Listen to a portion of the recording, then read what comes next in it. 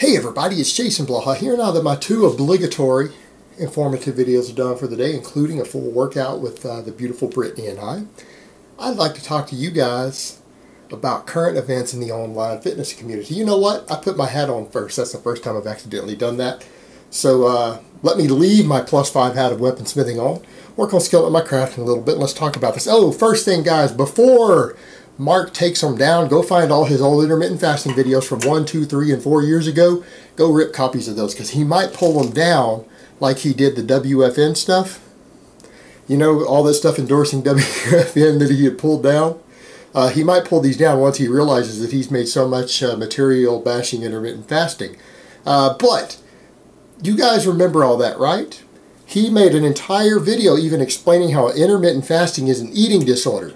That it's an eating disorder, and he can't believe that someone will give themselves an eating disorder just to lose body fat. You guys remember that? And he said because what you're doing is you're starving yourself and then you're binging. And it's an eating disorder. He was not a fan. I mean, he called it a flat-out eating disorder.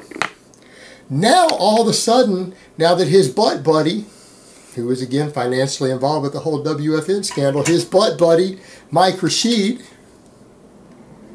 is making all these intermittent fasting products and doing business with Mark here, then all of a sudden Mark decides to do his own intermittent fasting experiment. And the first thing he's saying already is, wow, holy shit, it's amazing. And he's talking about all the benefits and everything that he's getting from his intermittent fasting experiment. Well, my question would be, Mark, I'm going to ask you the same question you asked someone else. Why in the hell would you give yourself an eating disorder to lose some body fat? Isn't that what you said? And you know what, guys? I understand that our stances evolve over time. That as knowledge comes and new information and new material comes out, we change our stances. That's what reasonable, intelligent people do. But when you change your stance, do you feel strongly enough about to call something an eating disorder? You change your stance because one of your buddies is selling a bunch of products related to it. That's not being open-minded. That's not looking at the data and going where the evidence goes. That's called making money at the expense of a bunch of morons. That's what that is. And you know, Mark, I understand, bro. I mean, my mom was Jewish. I get it, dude. You got to make those shekels from the goyim. Got to get all them shekels. But there needs to be limits to that, man. I can't just be unlimited. Let me just, you know, screw people over and without even giving them any reach around or anything. Let me just do it over and over and over and over and make as much money as I can with no ethics. Man, there's got to be a little bit of ethics involved, bro. Come on. Come on. You know better than that.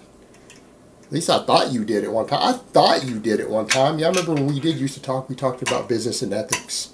And that it was possible to make a lot of money in business while still being ethical, that it was possible. Remember, we had conversations about that. So much for me buying into that bullshit from you. Man, I bought that hook, line, and sinker. And here you are, after you said all that stuff about intermittent fasting, now that your butt buddy Mike Rashid is selling it, selling products related to not eating. I mean, it was the beauty of that. All right, guys, I'm going to do a protocol where I skip breakfast and don't eat, and I need to sell products based around not eating it early in the day, of skipping breakfast. We need to have products now that we can market based upon my choice to not eat breakfast. Wait later in the day to eat. You know, that demands supplements and products, right? You can't just say, hey, man, I'm going to wait another 4 hours to eat breakfast.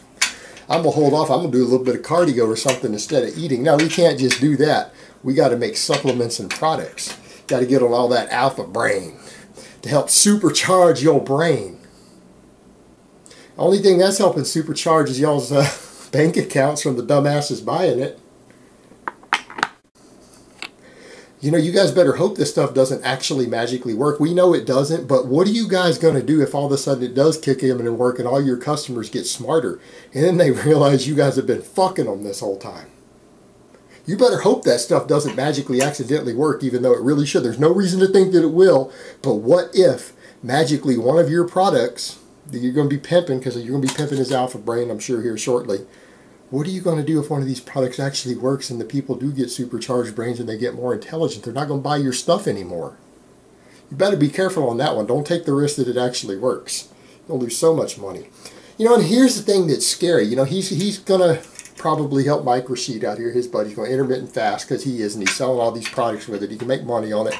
I'm really hoping after the protein fiasco that Mark doesn't jump up and put his kids on Alpha Brain and have them intermittent fast. I really, really am hoping he doesn't do this. You know, because you guys remember all that with the protein powders. Here, I give my kids my protein powders. A bunch of people freaked out about that. But to be honest, guys, it's just protein powders. Might give them a little bit of gas. Protein shakes are not going to hurt you kids unless they're unfiltered and they have too much arsenic and lead. You guys remember that Consumer Reports on a bunch of the leading brands? They pulled all the heavy metals. And they found a few of the leading brands had excessive amounts of arsenic or lead in them. Not one of you guys want to go check that report, but as long as his have gone through a proper filtration process, there were no heavy metals, it's probably safe for his kids. It's not going to hurt his kids to drink some whey protein. It's basically part of milk. All right, and pretty much every registered dietitian in the world agrees milk is okay for kids. I know the vegans are going to freak out, but guys, you guys need to get with the science. Drop your agenda for just a minute, get with the science, okay? Set your agenda and your religion aside for a moment and look at the data, okay? I know that's hard for some people to do, but you guys can do that. Just try it. Try it sometime. I know the vegans could be like, but milk is rape. Milk is raping cows. It's okay, guys. It's okay. We understand. We know that's how you feel about it. So, you know, he gave that to his kids, and I'm really hoping he doesn't take that to the next level and go, I'm going to have my kids fast in the morning and put them on Alpha Brain and then see if their grades improve. You know, then again, you know, he might just force their report cards or whatever, because, you know, if it works and their grades do go up, man, he could probably sell another 10,000 of those. And look what it did for my kids. That's some clever marketing right there. That is some clever marketing. Goes to show you guys, if you're diligent enough and you are willing to cross the line, you can even use your own children to market and make money. You know? That's industrious right there. That is industrious. You got to admire that level of capitalism and industriousness that you're willing to take your kids and put them on the camera to help sell your products. Man, that's next level stuff right there. That's hardcore. I mean, woo! I'm sure it's all kosher though, bro. Pretty sure that's a lot. You can do that. As long as you make good money from it.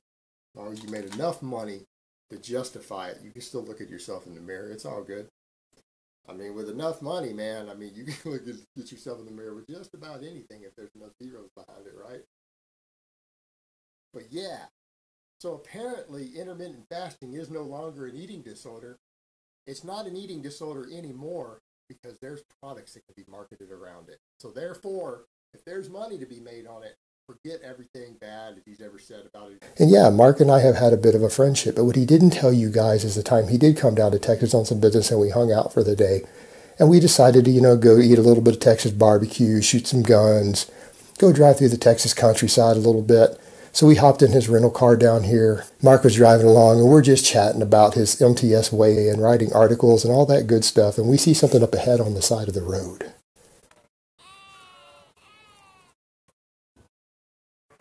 And I'm like, hey, Mark, slow down, dude, slow down. I think that's a goat up there.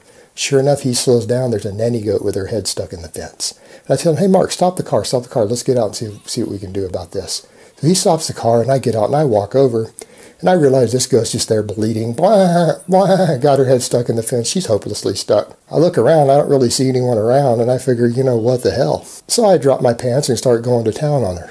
And Mark gets out of the car, and he's just like, what are you doing? And I just look at him for a minute, and he just gets quiet, and goat, she just keeps bleeding, blah, blah, and Mark just keeps staring.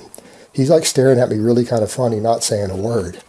Finally, I kind of get tired of Mark looking at me, and I look over at him and I go, hey, bro, I mean, you just keep staring like that. Do you want some of this too?